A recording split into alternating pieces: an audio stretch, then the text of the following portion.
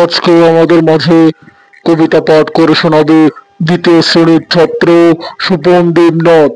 নমস্কার, আমার নাম সুপন দেবনাথ। আমি দ্বিতীয় শ্রেণীতে পড়ি। আমি একটি কবিতা পাঠ করে শোনাবো।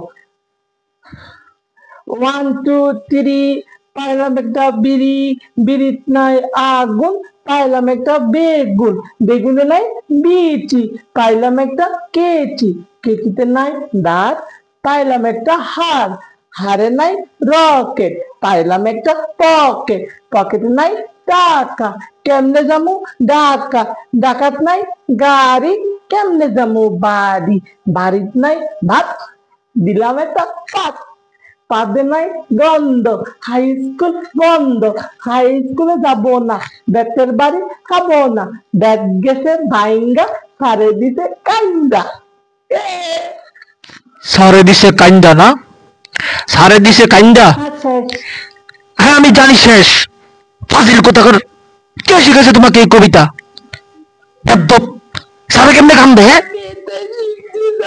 আম্মা শিখেছে। কেন শিখে নেই আম্মু? হ্যাঁ ভালো কবিতা শিখে আসবে না? আবার কান্না করে। ফাজিল কোথাকার, সারে বলে কান্দা দে। ফাজিলের ছেলে কোথাকার, যাও।